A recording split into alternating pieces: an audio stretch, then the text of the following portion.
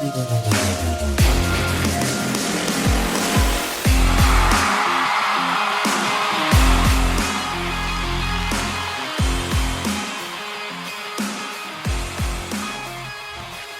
right, Colts Nation, what is going on? It's been like a week since the last episode. Listen, I apologize for the absence, but we're kind of in this weird period right now, but it is the calm before the storm. And today we will be talking all about what you need to know going into Colts free agency, okay? The one problem, though, with talking about free agency right now, which is why there has been a week gap since my last episode, we literally do not know anything right now, right? We do not even know who we haven't re-signed, let alone the direction that other teams are going and some of the important dates that we have in front of us as far as free agency goes.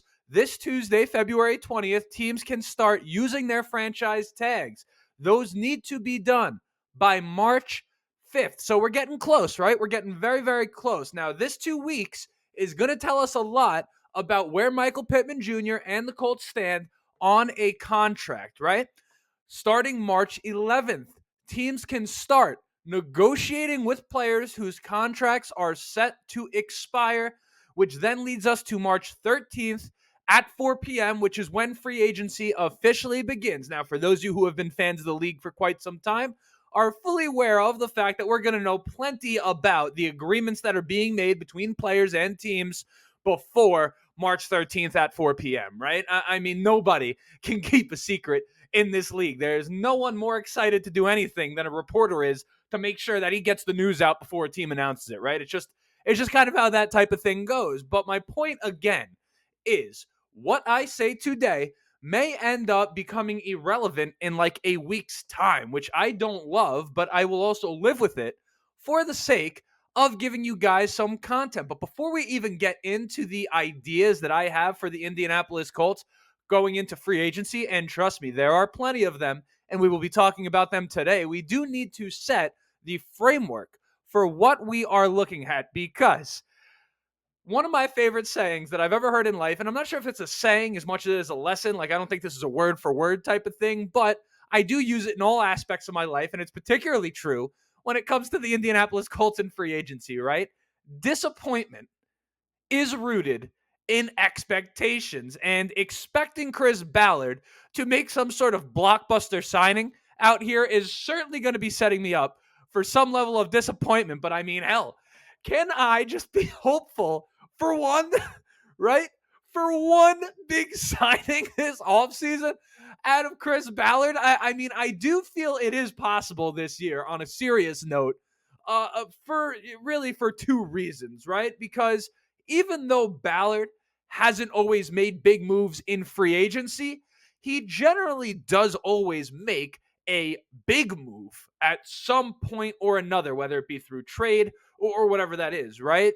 The problem that we've had in free agency as Colts fans and as an organization is that generally the move we've had to make has been the QB, given the unique set of circumstances we've been presented with. Now, we could, of course, talk all day about whether or not we had been doing that right, but it's really not the point, right? But moves that weren't free agency ones, right? DeForest Buckner, that was an awesome trade in the year 2020, right? That wasn't a free agency move, but that was a blockbuster move out of Chris Ballard. Perhaps a free agency move that we did like was Stephon Gilmore. That was a very strong signing.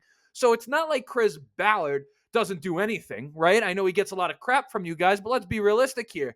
And for the first time in a while, again, as he said, we do not have to pay the quarterback. And it is that fact, coupled with the standard that Shane Steichen has brought over here, right? He is a no-nonsense type of guy that cares about winning over everything else, over relationships, right? I mean, he is willing to make some rash moves, and I don't mean rash in the sense of like, I don't know, not calculated, but he's willing to put the hammer down, if you will. Shane Steichen is willing to crack a few eggs to make an omelet, right? I mean, Steichen is no nonsense, and I just feel like he's a good yin to Ballard's yang, if you will. It's not that Ballard does not care about winning, but I do think a guy like Shane Steichen next to him will up the urgency and aggressiveness going into this free agency period. You juxtaposition that with sleepy Frank Reich, who was only aggressive about hitting the recliner at the end of the day and drinking a warm glass of milk after a long day of being mediocre, right? I do feel that Shane and Ballard complement each other a little bit better than perhaps Frank Reich and Chris Ballard did, right? Is that making sense? Because I do think that Ballard is good at evaluating talent, and I do happen to like his patient approach. And I don't mind the fact that he doesn't want to get burned on a contract, right? I mean, you look at last year, the two big signings we had were Matt Gay and Samson Ebukam. And Samson Ebukam was a guy, I mean, everyone I think looked at Matt Gay and said, oh, we're paying a kicker. Listen, I didn't hate that signing. I think that signing is going to work out well for us. I thought it worked out well for us many times this season, albeit there was a slump in there. Of course, kicker is that type of position. It just happens from time to time. Samson Ebukam, though, that was a signing. What a great value signing that was. I mean, he was excellent this year, and a lot of people were not excited about that one, but he's going to be giving us his money's worth or our money's worth and a hell of a lot more. So as Chris Ballard has said to us, he'll be as aggressive as he feels he needs to be. And I think that what that means and what that is, rather, what that aggressiveness is going to be, that needle is going to move a bit closer to where we would like to see it as fans with Shane Steichen by his side. But keep in mind, right? I know we all want that splash signing out of the Colts in free agency. Always chasing that next shiny toy is not always really a recipe for sustained success in this league. You look at a team like the Jets, who's kind of always making like a big blockbuster move, right? If you only live for today, tomorrow is going to be very, very tough, right? Like tonight, if you've got work tomorrow, but you're out here drinking like a freaking fish, right? Sure, the beers feel great right now, and you're about to have a hell of a night. Feels real good right now, but tomorrow morning it's going to be tough.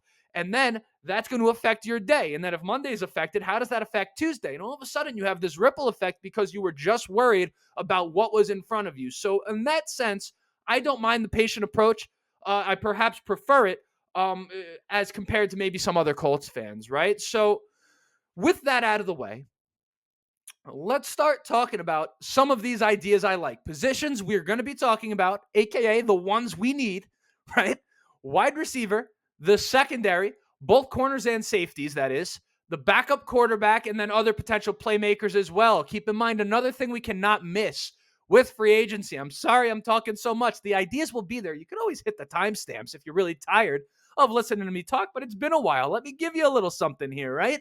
It is not just about the guys whose contracts are expiring going into free agency, but it's also about guys that may be cap casualties in their respective teams. To explain that in Colts terms, for those of you who don't really realize what that means or haven't heard that term before, Mo Ali Cox, right? His contract is not expiring this offseason, but Mo Ali Cox will be a free agent, right? He will not be with the Colts next season. His contract does not work for us currently with where we are at. He's going to get cut before his contract is up just because it's not aligned with where the organization is. That's what a cap casualty is. So I'm trying to find some of those guys as well to make sure you have like a comprehensive picture of how this free agency may look for the Indianapolis Colts. Of course, this could be irrelevant by next week. But as I give my ideas, let's keep that in mind, and we're about to get into them. But before we do, you know I got to introduce myself. My name is Justin. This right here is the Riding the Bench Colts podcast. As always, I ask anyone enjoying the video, go ahead, shoot it a like. It's going to help me get out to as many Colts fans as humanly possible. If you're listening to the audio version, perhaps leave a 5-star review. Let the people know how much you like the show. If you're not enjoying it, don't leave a 1-star review. Just don't leave a review at all. It doesn't help me worth a lick.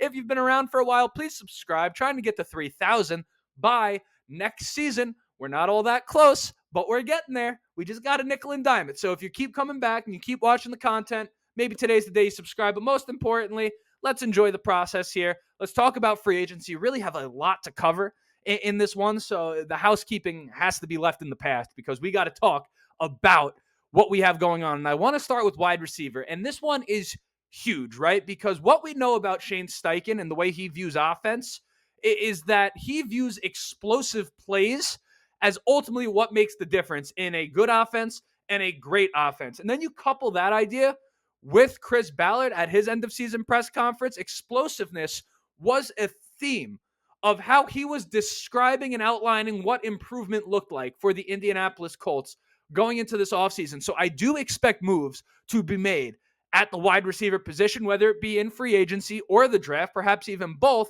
But we can definitely expect them to target guys that they think can make big plays, make explosive plays for them.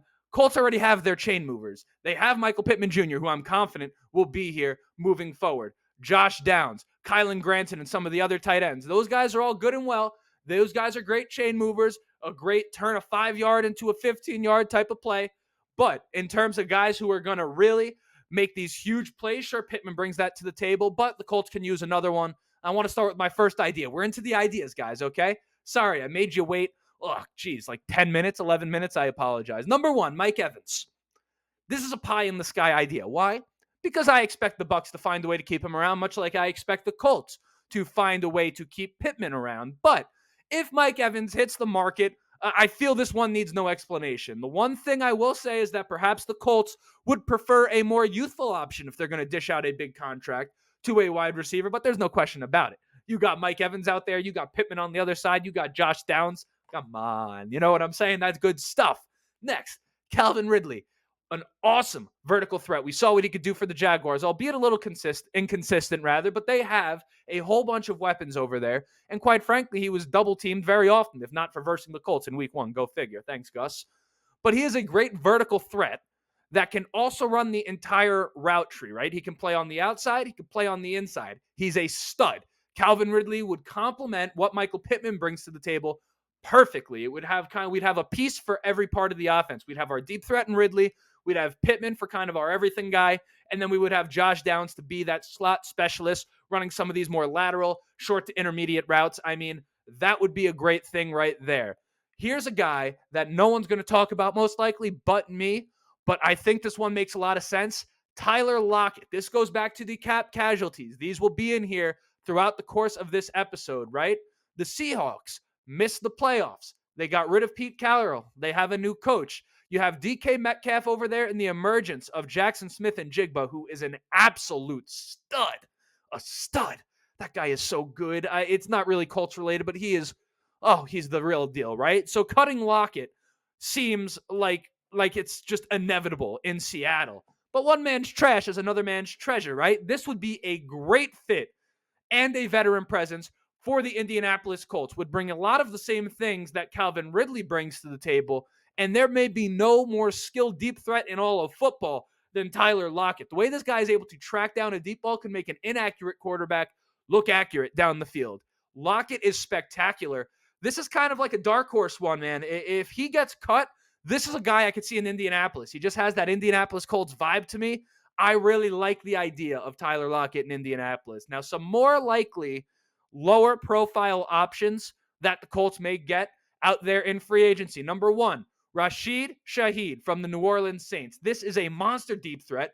Burned us. If anyone remembers and was watching my episode going into that game, this was the guy I said the Colts can't forget about, and he burned us bad. He had like 3 receptions for 150 plus yards. That's 50 plus yards per reception for those of you who know how to do math. And that'll get the job done, right? But he is only getting better in this league. He's an amazing return man, and he's a Swiss Army knife, right? Just really seems like a Ballard type of guy. You pay him to do one thing, but he can do 5 things, right?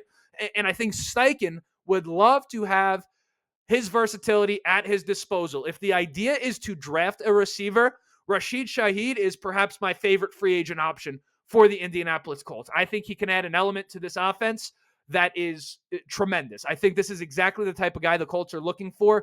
He may be, as far as receivers go, when you combine what they want, what I would like, and kind of what is viewed as likely, this right here is like maybe the number one guy I would love to see the Colts come out of free agency with. This is like my realistic wish list, right? We would all like $2 billion.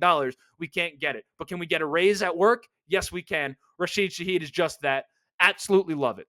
Gabe Davis. Now, this right here is a guy that comes with an impressive combination of size, speed, and a proven track record as a deep threat in this league. And he's young too, right? So he and Alec Pierce would be wonderful competing with one another. I think they have very similar skill sets. This is an iron sharpens iron type of situation. Alec Pierce, I actually happen to like what he brings to the table. I was defending him more than anybody coming into this season. But at the end of the day, he's just got to be better than he is. I understand that Minshew didn't always get him the ball when he needed to. But let's not pretend that Alec Pierce would have been the best receiver on the Colts or something like that, or would have been a 1,000-yard receiver if things had fallen the right way. He wouldn't have been, right? He's got to get better. This is an iron sharpens iron situation. They both do similar things. Let the best man win. I like the idea of Gabe Davis in Indianapolis. Paris Campbell. Now, I was listening to The Trenches with Zaire Franklin and EJ Speed. Love the show. I love that show. I don't know if you guys listen. It's spectacular.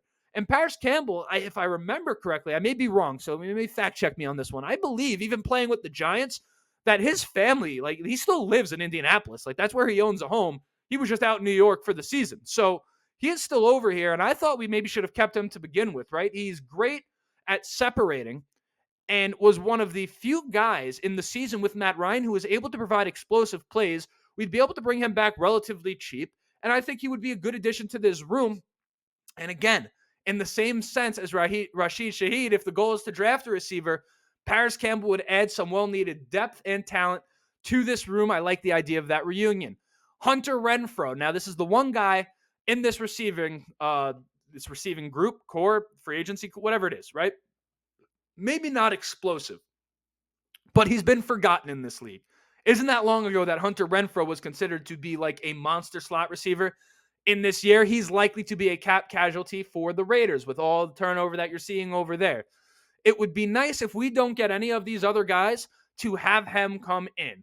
He would help Josh Downs tremendously. People may not believe this, but for those of you who are in the know, you know I'm saying something credible here.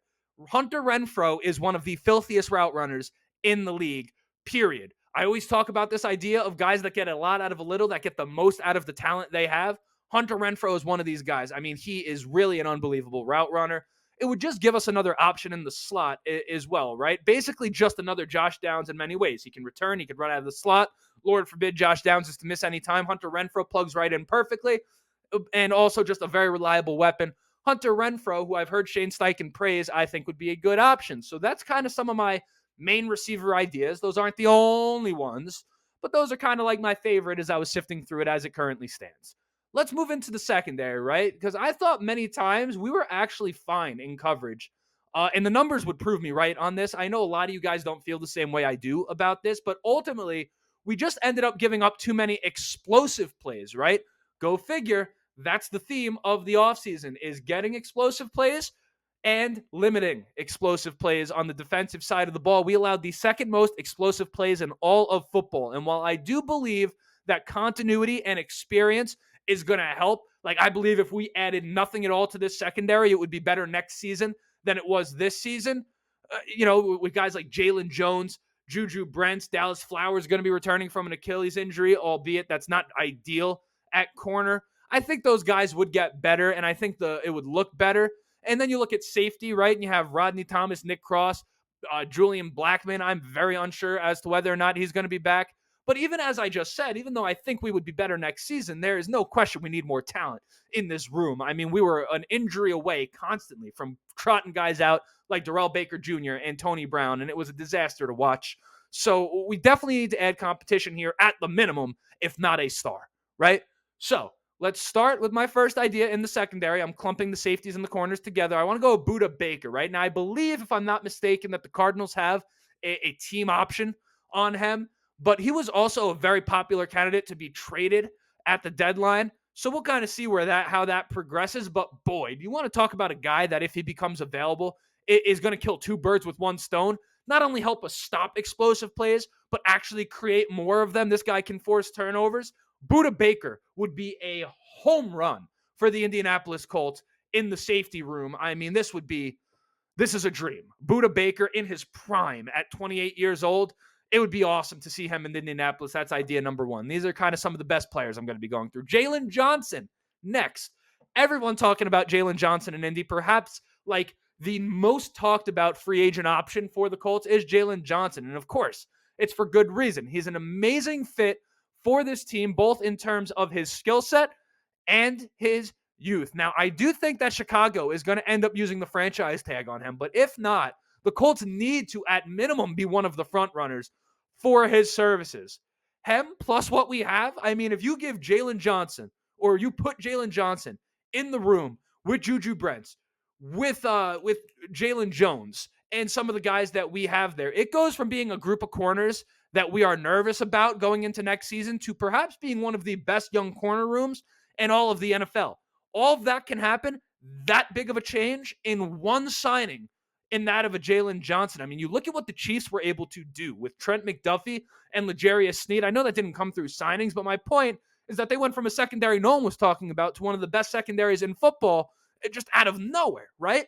The Colts can do something similar if they get a guy like Jalen Johnson, or actually L'Jarius Sneed at that, who is also available. But Jalen Johnson preferred, a few years younger, just spectacular, right? Next idea, Antoine Winfield Jr. And he actually kind of plays. He's from the Bucs. For those of you who don't know, obviously great pedigree. His dad, a Hall of Fame talent, kind of plays into Mike Evans' availability, right? Because it looks like they are going to franchise tag Antoine Winfield. So I understand this is unlikely that he hits free agency, but you only get one franchise tag. So if they use the franchise tag on him, it does mean that Mike Evans is either signing a contract with the Bucs or leaving them entirely. But if they were, for whatever reason, to say we're going to use the tag on Mike Evans because we view that as more important, again, not likely, but possible. This is a young star safety in this league. No explanation needed. Antoine Winfield would improve the Colts defense tremendously. Next in the secondary, Jeff Okudah. This is a former 3rd overall pick not that long ago by the Detroit Lions. Now, he dealt with a torn Achilles, which is horrific at the corner room. But if you're going to get it done and you're going to tear the Achilles, you want to do it earlier in your career as opposed to later in your career. You look at a guy like Tre'Davious White and what they're dealing with over there in Buffalo. He's not old, but he's kind of hitting that age where corners kind of start to, right, that 29 to 32 range. And then you add the Achilles in. That's a tough time. Jeff Okudah is still 25 years old. He got traded to Atlanta from Detroit this season after they essentially decided, or was it was rather 2022, sorry, after the Lions, I guess, decided that they're just going to move elsewhere, right? It's just kind of how the Lions are running things over there. And it looks like Atlanta is not going to do it either. They're not going to re-sign him after he was benched late last season. Now, his name value, which he does have, may warrant a contract, but given the injury history and given the fact that he is not quite yet to bounce back, he may also have to settle for something lesser, given that he is yet to live up to the potential of being the 3rd overall pick in the draft. But make no mistake, this guy is oozing with potential, and I think it may be worth giving him a shot. This could end up being a division-winning signing if it were to pay off, and perhaps one that may be a little bit cheaper. I was kind of looking at some of the contract values on this guy, on not just this guy, these guys that I'm talking about. Jeff Okudah was one who it seems like he's going to warrant a lot of money. I don't know. I might be wrong. I don't see it. I don't see how you could take a guy who has underperformed since tearing his Achilles and just pay him like one of the best corners in the league. To me, Jeff Okudah may end up being just like a good, like low risk, high reward type of signing. I like this idea. Now, Harrison Smith, next idea, safety. He is still playing at an extremely high level. He's on the older side of things now, and he's a possible cap casualty out there in Minnesota. Seems like they may be ready to turn the leaf, move on from Kirk Cousins, and kind of just, see where they can go, right? This would add a stable, elite, veteran presence in a secondary that sorely needs it and a safety room that sorely needs it. Harrison Smith would be awesome in Indianapolis. This is my type of guy, right? Next idea, Xavier Howard. Now, he was not quite the same this past season in Miami. And I'm also seeing that he may be a cap casualty over there because they have Jalen Ramsey returning. They kind of have I know they have contracts that they have to deal with, right?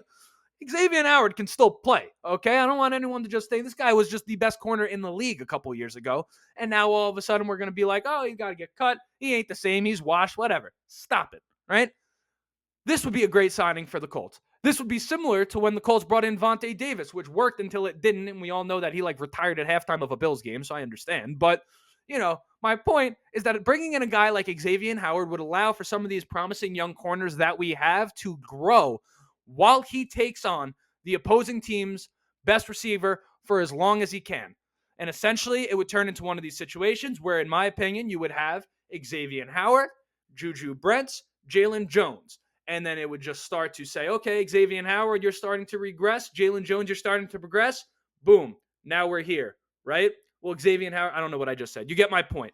He can be number one until Juju Brents grows into it. Does that make sense? That's how I view Xavier Howard. I would really like this signing. Those are some of my ideas in the secondary. Let's move on. Backup quarterback. This position is so important, and this past season proved it. And a lot of guys, and when I say guys, I mean people in the comments section, just seem to kind of how quickly you forget, right? Minshew seems like a guy who is about 70% likely to not be with the Indianapolis Colts next season, but the team cannot neglect this position. And I have some ideas as to what they can do here. For some of you Kent Sterling folk, I love Kent Sterling. Kent Sterling is like the standard of how good you can get on YouTube, in my opinion. It's not to take a shot at anyone else, but in my opinion, he's like the bar, right? With that being said, his idea of drafting Bo Nix with the first round pick for the Indianapolis Colts is such nonsense. It is beyond absurd for so many reasons. I'm not even going to sit here and get into it. It would take up the entire episode. It makes absolutely no sense whatsoever. But with that, I see some people saying that investing in the backup quarterback is proof that we don't believe in Richardson. That is equally as absurd, okay? Listen, you get car insurance, right? You don't plan on going out there and getting into an accident tomorrow. And quite frankly, unless you have a terrible driving history like me, you're pretty confident you won't get into an accident. That doesn't mean it's not smart to have car insurance, right? I mean, you got to have a backup plan, particularly if you're trying to win. I mean, how many teams this year ended up with a backup? You look at the Eagles when they won the Super Bowl with Nick Foles. I mean, a backup quarterback, you need a guy that could come in and win some games. So we need to sign someone here. We can't do it through the draft, in my opinion. Maybe as like a third stringer. And listen, I know that Sam Ehlinger is a guy that I'm kind of warming up to as QB2, but at the same time, I'm not sure if I'd be comfortable with him as our only option next season as the backup quarterback. So here are some of the guys. Ryan Tannehill. This guy is a veteran. His time in Tennessee is clearly over. 35 years old, been in the league a very long time, and he's mobile enough. A lot of people sleep on his athleticism. We've seen him be successful with a running game and talent at wide receiver, which we have and will have more of after this season. 8-3 all-time against the Jaguars. 6-1 as a member of the Titans. We can't beat the Jaguars worth a lick. That's just a nice stat to throw in there. I like that, right? I think Tannehill actually could be a starting level guy if he had to be with Shane Steichen coaching. I love the idea of bringing Tannehill in as the backup quarterback. Next, Josh Dobbs set the league on fire with like a week to review the playbook. He's been bounced all over the place, and I know that the way his starting role in Minnesota ended wasn't ideal, but you give him an actual offseason with a good team, with coaching, in a quarterback room, build chemistry with the receivers, have the camaraderie of the room. Josh Dobbs, I think, can come in and be an awesome, awesome backup for the Indianapolis Colts. Next, Jacoby Brissett. Like the idea of this reunion.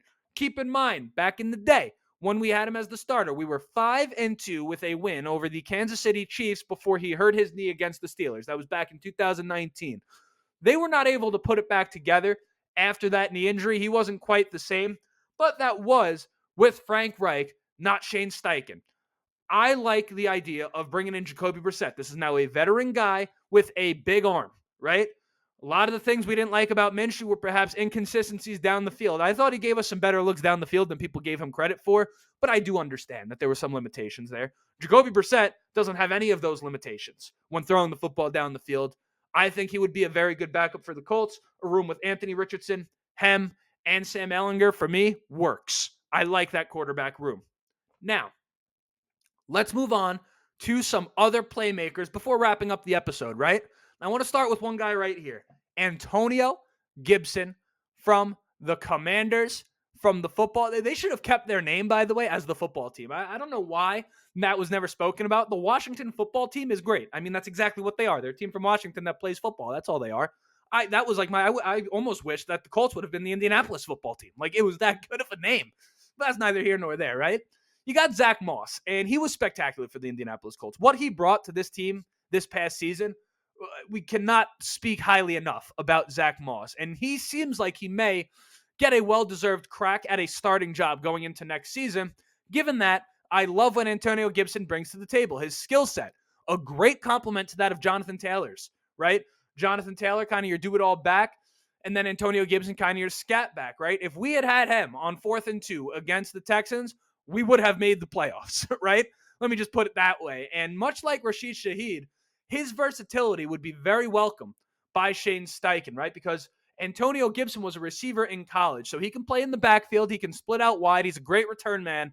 I want Gibson in Indianapolis. My perfect offseason, not literally, but the guys, because I'm kind of working in the fact is what I view as like realistic, right? I don't want to get my hopes up too high. Antonio Gibson, Rashid Shaheed, I really like these guys as playmakers for the Colts offense if we plan to draft more of them. These are just great guys to bring in, okay? Next one and last one, Austin Eckler. Now, a lot of people are going to say that's not even possible, right? Now, he may not be what he was, okay? But he ain't washed, okay? I mean, Lord, as a spell to Jonathan Taylor, are you kidding me? Right? Hello. I mean, this would be spectacular, right? This, again, is unlikely. I see a lot of noise about him going to the Raiders, but it would be a home run if somehow the Colts were able to bring in Austin Eckler. To have Austin Eckler to come in and take anywhere from, 8 to 15 touches per game, we could get great work from him with that workload all the way through Anthony Richardson's rookie deal. Now, of course, there are plenty of more running backs we can go get, but I would like to see us invest in a really good spell back in free agency. The best running games in the league have a 1-2 punch, not just one guy. They've got two guys. We could have a 1-2-3 punch with Anthony Richardson, but Anthony Richardson needs to be number 3 in that equation. We cannot afford our 1-2 punch to be JT, then Richardson. That can't be what it is. We need a 1-2-3. Anyone who they bring in free agency, Gibson, Eckler, those would be nice. There's other guys, but that's how I view that position. We do that. We bring someone else in the draft to compete with what we have. Bing, bang, boom. We're in business, and the Colts are looking a lot better going into next season on the offensive side of the ball. So that right there is just about everything you need to know about the Indianapolis Colts today going into free agency. Of course, next week we might need to know something different, but without further ado, that was it. Until next time, my name is Justin. This right here was the Ride in the Bench Colts podcast, and as always, go Colts.